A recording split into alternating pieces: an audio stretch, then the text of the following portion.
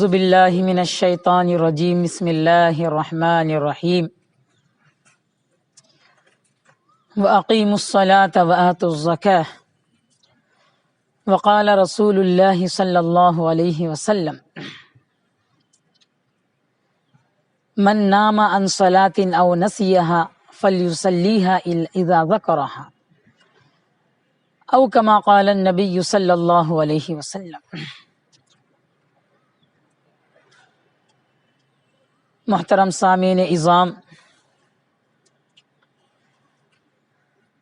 بعض عبادتوں کو اللہ تبارک و تعالی نے فرض قرار دیا ہے، جن کا ادا کرنا ضروری ہے، اور ان کے اوقات بھی مقرر کر دیے ہیں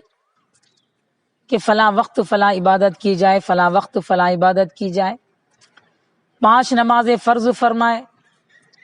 اور 5 نمازوں کے بارے میں وقت بتلا دیا کہ فجر فلاں وقت، ظہر فلاں وقت، عصر فلاں وقت، مغرب و عشاء فلاں فلاں وقت پڑھے جائے۔ اسی طریقے سے رمضان المبارک کے مہینے کے پانے کو روزوں کے فرض ہونے کا سبب قرار دیا گیا کہ رمضان کا مہینہ کسی مسلمان کو مل جائے،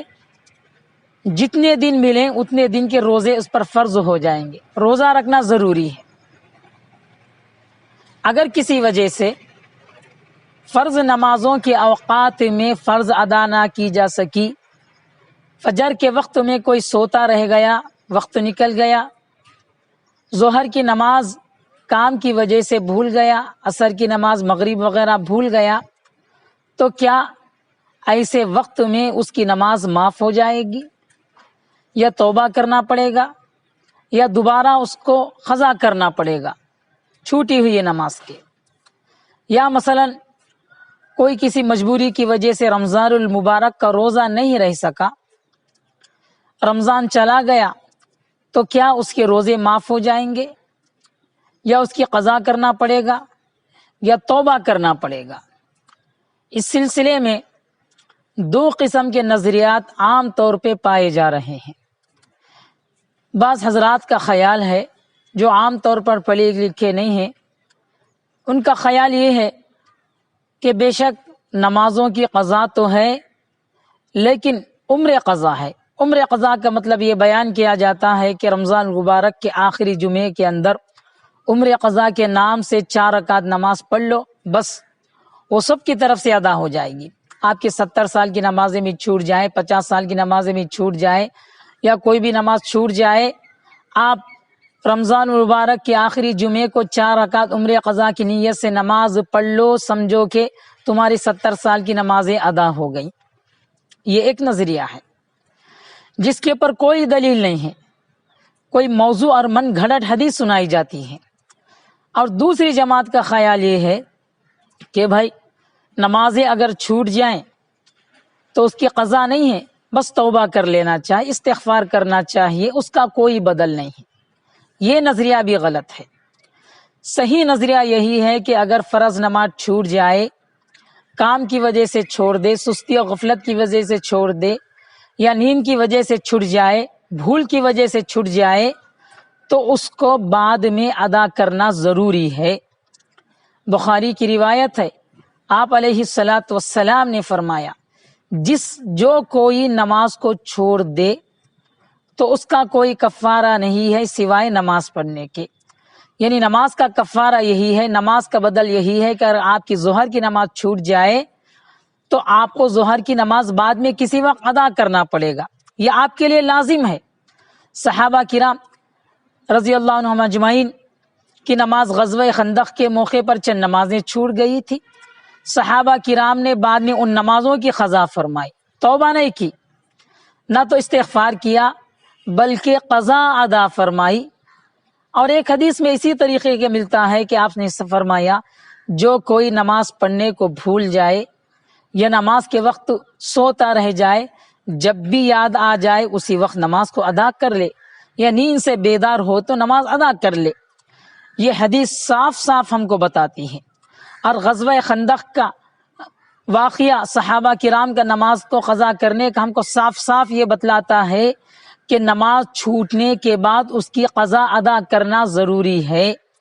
اس کا توبہ سے کے ذریعے سے وہ نماز ادا نہیں ہوتی، بعد میں اس کو ادا ضروری طور پر ادا کریں گے، سر پر مسلط رہے گا۔ اسی طریقے سے روزوں کے سلسلے میں بھی صاف صاف بات ہے۔ قرآن کہتا ہے فمن کانا، جو کوئی بیمار تھا رمضان کے مہینے کے اندر یا سفر کی حالت میں تھا، بیماری کی وجہ سے روزہ رکھنے پر قدرت نہیں تھی، سفر کی وجہ سے تھکا ماندہ تھا، تھکاوٹ اس کے لیے لازم ہو گئی تھی، ضروری ہو گئی تھی، اس کو کیا کرے؟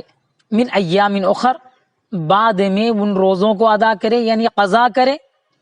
اس میں بھی اللہ تبارک و تعالیٰ نے صاف طور پہ بتا دیا کہ رمضان کے روزے فرض ہیں، اگر کسی وجہ سے، کسی مجبوری کی وجہ سے، حاملہ عورت کو حمل کی وجہ سے، یا دودھ پلانے والی عورت کو چھوٹے معصوم بچے کے دودھ پینے کی وجہ سے، یا بیماری کی وجہ سے، یا کسی اور وجہ سے رمضان المبارک کے روزے چھوٹ جائیں تو لازم ہے اس کے لیے رمضان کے بعد جب بھی موقع میسر ہو روزوں کی قضا کرے۔ اور ایک اللہ نے آپشن دیا ہے، اگر کوئی اس طریقے سے بیمار ہو جائے یا ایسا بوڑھا ہو جائے کہ نہ تو رمضان المبارک میں روزہ رکھنے پر قادر ہے، نہ تو رمضان المبارک کے بعد ان روزوں کی قضا کرنے پر قدرت اور طاقت رکھتا ہے، ایسے کو چاہیے کہ فدیہ ادا کرے، ایک روزے کے بدلے میں ایک فدیہ ادا کرے۔ فدیہ کتنا ہوا کرتا ہے؟ تو نبی علیہ السلام کی احادیث کی روشنی میں فقہاء امت نے یہ بات مقرر کی ہے کہ ایک آدمی کو 2 وقت پیٹ بھر کر کھانا کھلا دیا جائے، ایک روزے کا فدیہ ہے، یا اس کو ایک فطرے کے برابر پیسے دیے جائیں، ایک روزے کے بدلے میں ایک فطرے کی قیمت جتنی بنتی ہے اناج دیا جائے یا پیسے دیے جائیں۔ جیسے ہمارے سماج کے اندر عام طور پہ 70 روپے گیہوں کی قیمت مقرر کر دی ہے مارکیٹ کا حساب لگا کر، تو گویا ایک روزے کا فدیہ 70 روپے بنتے ہیں، اور 30 روزے کا فدیہ جو ہے 2100 روپے بنتے ہیں۔ 80 روپے کے حساب سے دیکھا جائے تو 2400 بنتے ہیں۔ جتنا زیادہ اللہ نے حیثیت دی ہے، جس کوالٹی کا ہم کھانا کھاتے ہیں اور جس اعلیٰ درجے کا ہم کھانا کھاتے ہیں، فدیہ بھی اسی قسم سے ادا کریں تو انشاءاللہ اس سے ہمارا روزے کا بدلہ ادا ہو جائے گا۔ یہ اللہ تبارک و تعالیٰ نے قضا اور ادا کے سلسلے میں بتا دیا۔ وقت پر جو عبادت ادا کی جائے اس کو ادا کہتے ہیں، وقت گزرنے کے بعد جو عبادت کی جائے اس کو قضا کہتے ہیں۔ اسی طریقے سے زکوٰۃ کا مسئلہ بھی ہے، اگر کسی کو مسائل معلوم نہیں تھے یا زکوٰۃ کے فرض ہونے کا اس کو علم نہیں تھا کہ سال میں ایک دفعہ زکوٰۃ ادا کرنا ضروری ہے، پتہ چل گیا اس کو کہ بھئی مجھ پر زکوٰۃ فرض ہے، سال میں ایک دفعہ زکوٰۃ فرض ہو جاتی ہے، اب اس بندے کے لیے توبہ کرنا کافی نہیں ہوتا، یا سستی کی وجہ سے زکوٰۃ نہیں ادا کر رہا تھا، مال کی محبت کی وجہ سے یا کسی اور وجہ سے، لیکن اس کے دل میں درد آ گیا، تڑپ آ گئی، اللہ کا خوف آ گیا، اب توبہ کرنا چاہتا ہے، اے اللہ پچھلے میں سستی اور کاہلی کی وجہ سے اور مال کی محبت کی وجہ سے زکوٰۃ ادا نہیں کر سکا، مجھے معاف فرما دیجئے۔ تو اس طریقے سے زکوٰۃ معاف نہیں ہوتی، بلکہ اگر پیسہ روپیہ موجود ہے تو پچھلے زمانوں کی زکوٰۃ کا ادا کرنا اس کے لیے ضروری ہے۔ جس طرح نماز کی قضا ضروری ہے، روزوں کی قضا ضروری ہے، یا روزے نہ رکھنے کی صورت میں فدیہ دینا ضروری ہے، اسی طریقے سے پچھلے چند سالوں سے زکوٰۃ نہیں ادا کر رہا تھا، اس سال علم ہو گیا تو اس کو اس سال کی زکوٰۃ دینا بھی ضروری ہو جاتا، اور پچھلے سالوں کی زکوٰۃ کا ادا کرنا بھی ضروری ہو جاتا۔ اس لیے یہ عبادتیں توبہ سے معاف نہیں ہوتی، ان کا بدل موجود ہے۔ اللہ تبارک و تعالیٰ نے ادا کا بدل قضا موجود رکھا ہے، یہ آپشن ہے اس کا۔ جس طرح ٹھہرے رہنے کی صورت میں نماز کا ادا کرنا مشکل ہے، کھڑے ہو کر نہیں پڑھ سکتا، تو اللہ نے بدل مقرر کیا، بیٹھ کر نماز پڑھو یا لیٹ کر نماز پڑھو، یا کسی کو پانی کا استعمال کرنا وضو یا غسل میں تکلیف دے سکتا ہے تو اللہ نے بدل مقرر کیا، تیمم کر لو، نمازیں ادا کرو۔ اسی طریقے سے اللہ تبارک و تعالی نے فی الوقت جو عبادت کرنے پر قادر نہیں ہے اس کے لیے بدل مقرر کر دیا کہ بعینہ ویسی عبادت بعد کے وقت میں یا بعد کے دنوں میں ادا کرے۔ اور ایک مسئلہ اس سلسلے میں ملتا جلتا کہ بہت سے گناہ ایسے ہیں جب تک حق والا معاف نہیں کرتا وہ گناہ توبہ سے معاف نہیں ہوتے۔ جیسے مثال کے طور پر کسی نے جانے انجانے بے خوف ہو کر، آخرت سے بے فکر ہو کر کسی نے چوری کی تھی، اور بعد میں پتہ چلا کہ چوری کرنا گناہ کا کام ہے، اب توبہ کر رہا ہے، اے اللہ پچھلے دنوں میں چوری کی تھی اتنے روپے، اب مجھے معاف کر دے۔ یا کسی نے وڈی اور سود لیا تھا کسی سے، اور بعد میں پتہ چلا کہ سود لینا بہت بڑا گناہ ہے، اللہ اس کو معاف نہیں کرتے، اب توبہ کر رہا ہے، اللہ جانے بغیر میں نے سود لیا تھا، وڈی لی تھی یا رشوت لی تھی،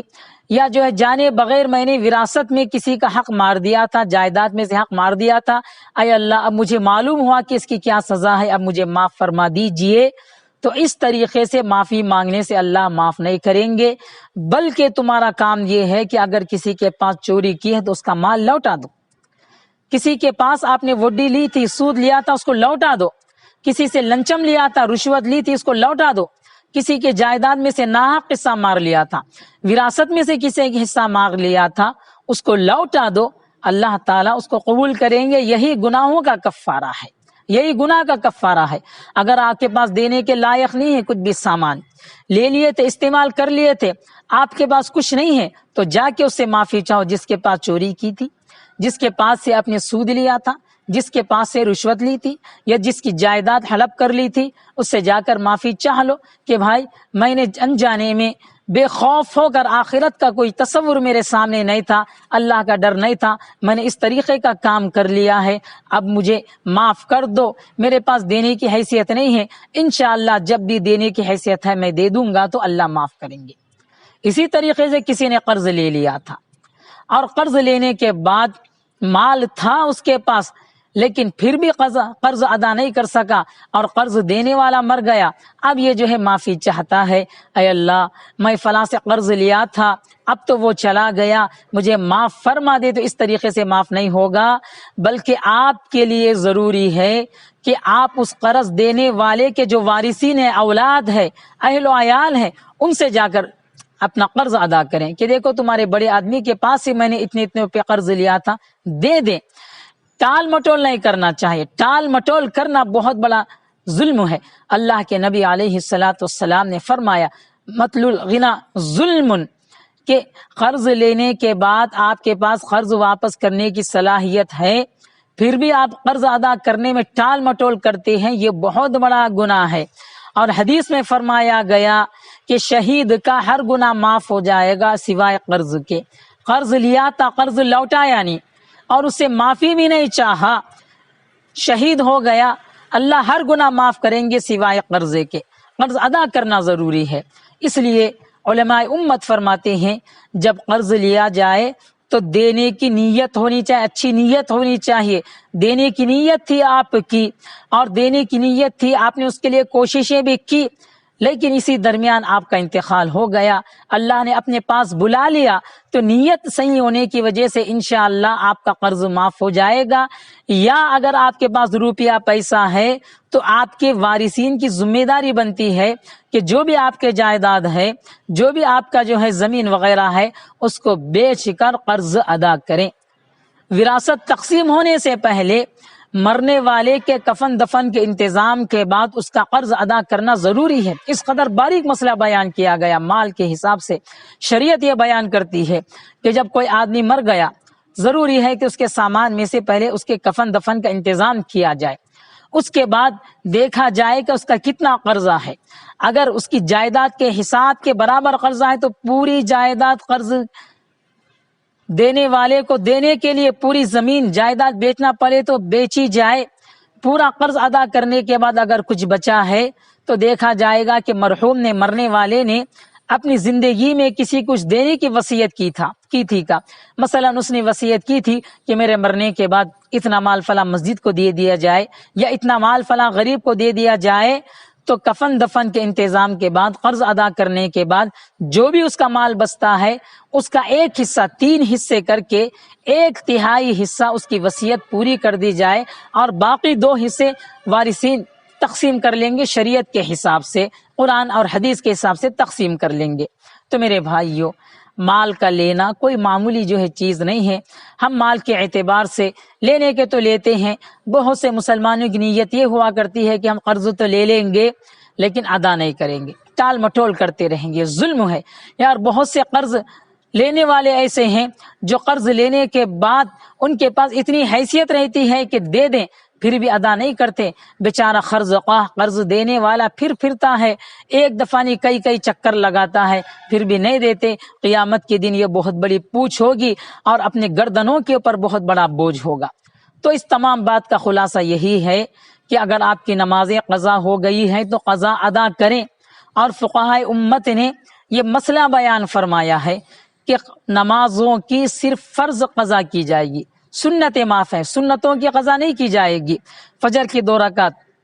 ظہر کے 4 رکعت فرض، عصر کے 4 رکعت فرض، مغرب کے 3 رکعت فرض اور عشاء کے 4 رکعت فرض اور وتر، ان نمازوں کی قضا کی جائے گی۔ باقی سنتوں کی کوئی قضا نہیں ہوتی ہے۔ رمضان مبارک کے مہینے میں آپ نے روزہ نہیں رکھا ہے تو بعد میں رکھ دیجئے، رمضان چلے جانے کے بعد۔ اگر بعد میں بھی روزہ رکھنے کی طاقت و صلاحیت نہیں ہے، ڈاکٹروں نے منع کیا ہے تو اس کا فدیہ دے دیجئے۔ اسی طریقے سے آپ نے زکوٰۃ ادا نہیں کی ہے تو بعد میں مسئلہ سمجھنے آیا پچھلے 5 سال کی زکوٰۃ باقی ہے وہ ادا کر دیجئے، یا اس طریقے سے جتنے بھی اپنے حقوق ہو سکتے ہیں اس کا قضا کرنا ضروری ہوتا ہے۔ اللہ تبارک و تعالی ہم سب کو ان عبادتوں کو بڑے اہتمام کے ساتھ، اصول و قواعد کے ساتھ ادا کرنے کی توفیق نصیب فرمائے۔ وآخر دعوانا الحمد للہ رب العالمین۔